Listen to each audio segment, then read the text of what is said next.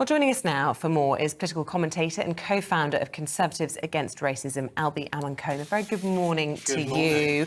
First question, I suppose, is as a Conservative, how would you have voted on Monday night if you had been in the parliamentary party? And are you happy with the state of affairs? No, I'm not happy with the state of affairs at all. I think it's a very sorry state of affairs when a Prime Minister wins a thumping majority, a historic majority in 2019, 80-seat majority, with a huge reforming agenda, level-up agenda, getting Brexit done, which he did, for 2.5 years later for him to have a confidence vote where 40% of backbench MPs vote against him. But what about those people who say, well, that was the will of the people? He was voted in, as you say, with a thumping majority. Why are these MPs meddling with that? The MPs are... I wouldn't say the MPs were meddling with it. The MPs are That's voting... what some of our viewers are suggesting. Well, I would disagree with the viewers on that. The MPs voted against him because they're disappointed with the way that he's handled Partygate, but also with his policy agenda. He promised to be this tax-cutting, reforming Prime Minister that was going to use his majority to deliver the reforms in this country that we needed after Brexit. I haven't seen any evidence that that's happened, and I think a combination of the two things have caused MPs to vote against him. Is it just the tax cuts that you're concerned about? Because some MPs were voting against him the other night. Also, they were concerned about the Rwanda immigration policy. The one MP, Jesse Norman, mentioned the privatisation of Channel 4. In fact, he was reading off a whole list of policies that he was upset with. It's a variety of different policies from Conservatives on all sides of the party. You've got the people on the right that want to see supply-side reforms, tax cuts, a more efficient government and a more efficient state. You've got One Nation Conservatives who aren't happy with the Rwanda policy, the privatisation of Channel 4 and some of the more populist tinted policies that he's come out with.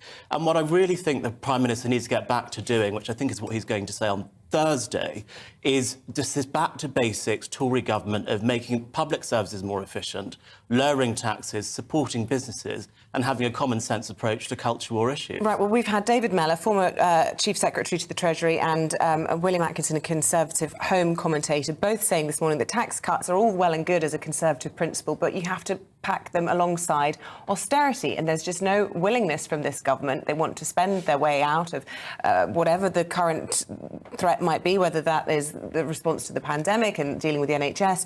It's not likely that they're going to go down the austerity route, even if they do come up with these tax cuts. It doesn't necessarily have to be packaged alongside austerity. It does definitely need to be packaged alongside policies that promote economic growth, because, of course, if we have more economic growth, more revenue coming into the exchequer from businesses booming, you can deliver tax cuts that way as well. Austerity is not the only way that we can deliver tax cuts. We can also deliver it by having a pro-growth policy platform, and we haven't seen any of those. But isn't that a harder message to deliver politically? It's much easier to say we're going to spend more on having more nurses and more doctors, more police, talking about the economy and how it can grow and how that helps.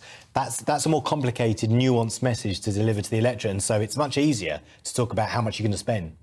But it's also about how we spend things. And Conservative government isn't just about making the state smaller. It's about making the state more efficient. It's about making taxpayers' money go further. It's about saying, look, how can we stop money being wasted in the NHS? How can we make the civil service more efficient? You know, we've had members of the government, Jacob Rees-Mogg, talk about how they're going to reduce the size of the civil service. Those kinds of reforms are other ways to make taxpayers' money go further. What about the suggestion that there could be these vote strikes trying to frustrate the legislative agenda of the Johnson government? I mean, how helpful would that be? And how can Boris unite this party, given that, as you say, it's so disparate, all the factions? It's not one particular grievance against him. And would Jeremy Hunt, for example, coming in as Chancellor, as one of the other suggestions this morning, be one way of doing it? Yes, I thought the vote strikes idea, I think it was in The Guardian they reported that, was a very interesting one. And that is, of course, one of the ways that the rebels ensured Theresa May's demise back in 2018.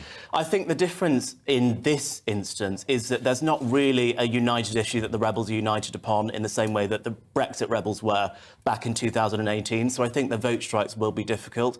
Also, why would a bunch of Conservative MPs strike on votes for policies that they agreed with if the Prime Minister is going to bring in these tax-cutting, supply-side reforming policies that actually all Conservative backbench MPs want? So I'm not sure this is the silver bullet for the rebels to get rid of Boris Johnson that they think it is. Yeah, and so just to clarify, stick with him or twist? I think the MPs have decided, and they have decided to stick with him for now. I don't know what's going to happen in the future. There would have to be a change of rules in the 1922 But would you stick committee. with him? Would I stick with him? I agree with the consensus that the Conservative MPs have come to. Right. Interesting. That's Okay. a yes then. Right, really good to talk to you. Thank you so much, Thank you. Albie. Albie Amankona there, a Conservative commentator who